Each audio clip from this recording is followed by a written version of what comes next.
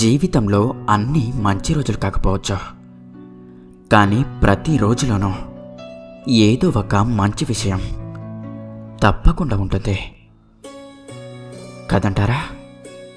ప్రయత్నిస్తూ ఎన్నిసార్లు ఓడినా పర్వాలేదు, కానీ ఓటమికి గల కారణాలను తెలుసుకోలేకపోతే మాత్రం ఎప్పటికీ గెలవలేము.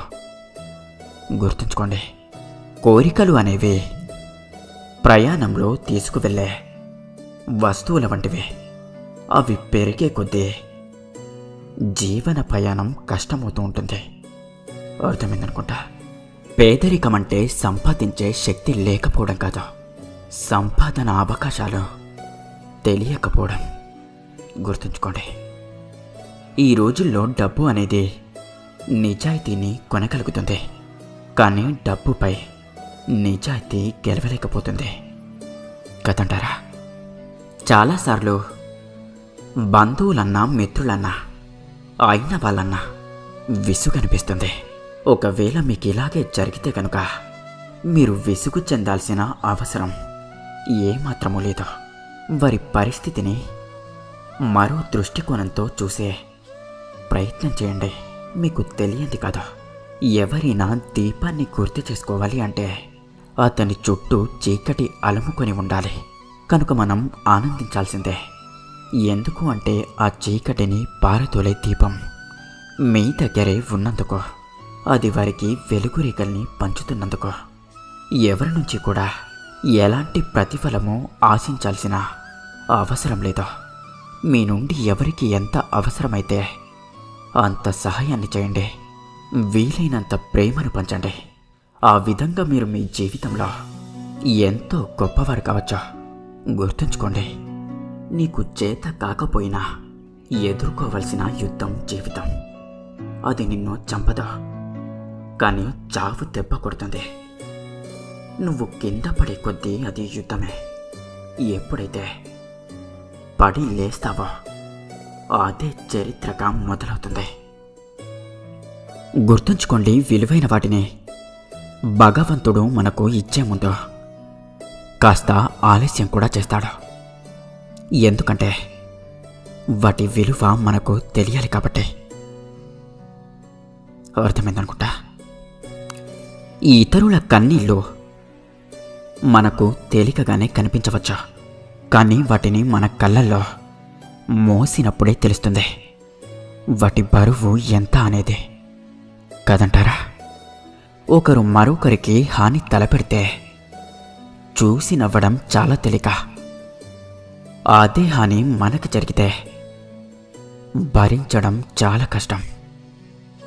గుర్తుంచుకోండి, ప్రపంచం ఎప్పుడూ ఒకేలా ఉంటుంది, కానీ నమ్మిన వాళ్ళ నిజస్వరూపం బయటపడిన ప్రతిసారి కూడా అది కొత్తదిగా కనిపిస్తుంది.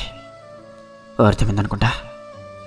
మన కష్టాలకు ప్రధాన కారణం మనలోని తప్పులను గుర్తించకుండా ఇతరుల తప్పులను వేలెత్తి చూపుతో సమయాన్ని వృధా చేసుకోవడమే కదంటారా? నిజాయితీగా ఉండే వాళ్లకు మిత్రులు తక్కువ మందే ఉండొచ్చు, కానీ ఉన్న కొద్ది మంది మాత్రం ఖచ్చితంగా సరైన వాళ్ళే ఉంటారు. గుర్తుంచుకోండి, గౌరవం అంటే అధికారాన్ని చూసి లేచి నిలబడటం కాదు, వ్యక్తిత్వాన్ని చూసి చేతులెత్తి నమస్కరించడం. గుర్తుంచుకోండి, పెద్ద పెద్ద కలలు కనడంలో తప్పు లేదు, కానీ ఉన్నంతలో బ్రతకడం కూడా ఖచ్చితంగా నేర్చుకోవాలి. ఎందుకంటే మన అనుకున్న వాళ్ళే నేర్పిస్తారు, మనవారంటూ ఎవరూ ఉండరని కదంటారా? ఎవరి గురించి వాళ్ళు ఒక్క మాటలో చెప్పలేరు, కానీ పక్క వాళ్ళ గురించి మాత్రం ఆర ముక్కలో చెప్పేస్తారు. అవునా? ఎదుటి వారి మనసును గాయపరచడం నీటిలో రాయి వేసినంత సులభం, కానీ ఆ రాయి ఎంత లోతుకు వెళ్తుందో తెలుసుకోవడం ఎంతో కష్టం. గుర్తుంచుకోండి, సంతోషం మాత్రమే మనిషికి నిజమైన సంపద. అదే కోల్పోతే జీవితంలో ఏం సంపాదించినా కూడా సంతృప్తే ఉండదు కదంటారా? తెలుసుకోవాలని ముందుకు వెళ్తే చాలా నేర్చుకుంటావు. అంతా తెలుసు అని ఆగిపోతే ఎంతో కోల్పోతారు. గుర్తుంచుకోండి, ధనం ఎప్పటికీ చెడ్డది కాదు. అది అందరి దగ్గర ఒకేలా ఉంటుంది. కానీ దానిని ఉపయోగించుకునే మనిషి మాత్రం అవసరానికి తగ్గట్టు రంగులు మారుస్తూ ఉంటాడు కదంటారా? చెవులతో మాత్రమే విని కళ్ళతో చూడని ఏ విషయాన్ని కూడా గుడ్డిగా నమ్మేయకండి. ఒకవేళ నమ్మినా కూడా ఆ విషయాన్ని ఎవరితోనో పంచుకోకండి. ఎందుకంటే కొందరు దురుద్దేశంతో పుట్టించిన పుకార్లు బంధాలను దూరం చేస్తాయి. జాగ్రత్తగా ఉండండి. ప్రారంభం శూన్యంతో మొదలు కావచ్చు. అది బ్రహ్మాండం కావచ్చు, పృథ్వీ కావచ్చు, ఆది అనంతాలు కావచ్చు. అన్నీ వాటి అస్తిత్వాన్ని శూన్యం నుంచే పొందుతాయి. ఈ శూన్యానికి స్వయంగా ఒక అస్తిత్వం అంటూ ఉండదు. కానీ మిగతా వాటన్నిటికీ ఇది అస్తిత్వాన్ని ఇస్తుంది. మనం కూడా ఈ శూన్యం లాంటి వాళ్ళం కావాలి. ఎవరైతే మనతో కలుస్తారో వారి యొక్క అస్తిత్వం ఎన్నో రెట్లు అధికం కావాలి, శ్రేష్టమవ్వాలి. ఒకవేళ మనం వారికి దూరంగా వెళ్తే వారు మన సాన్నిహిత్యాన్ని గుర్తు తెచ్చుకోవాలి, మన మహత్యం గుర్తు తెచ్చుకోవాలి. శూన్యమే ఆరంభం, శూన్యమే అంతం కూడా. శూన్యాన్ని తక్కువగా అంచనా వేయకో. ఈ శూన్యం అత్యంత మహత్తరమైనది. అర్థమైందనుకుంటా. మన జీవితం యొక్క జ్యోతి ఎప్పుడైనా ఆరిపోవచ్చు. అలాగే మన దగ్గర ఇంకా ఎంత సమయం ఉంది అనేది ఎవ్వరికీ తెలియదు. ఏ క్షణాలైతే మనం ఇప్పుడు జీవిస్తున్నామో వాటిని మనం మంచి కోసం ఎందుకు ఉపయోగించకూడదు? ఏదైనా మంచి పని చెయ్యాలి అనుకుంటే, ఎలాంటి పనిని చెయ్యాలి అంటే, అది మన వ్యక్తిత్వాన్ని ఎలా చెప్పుకోవాలి అంటే, మనం మరణించిన తర్వాత కూడా ఈ ప్రపంచం మనల్ని హృదయంలో దాచిపెట్టుకునేలా. ఎందుకంటే ఒక విషయమైతే ఉంది, మృత్యు అనేది ఒక నమ్మలేని నిజం. దానిని స్వీకరించి తీరాల్సిందే, దానిని గుర్తుపెట్టుకోవాల్సిందే.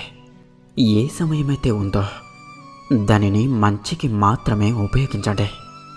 బాధలను మర్చిపోవడానికి ప్రయత్నించడం తప్పు కాదు. కానీ తప్పు చేసిన తప్పును మర్చిపోవాలి అనుకోవడం మాత్రం ఖచ్చితంగా తప్పే కదంటారా? జీవితంలో ఏం జరిగింది అనేది ముఖ్యం కాదు. జరిగిన దానికే మీరు ఎలా స్పందించారో, ఎలా ఎదుర్కొంటున్నారు అనేది ముఖ్యం.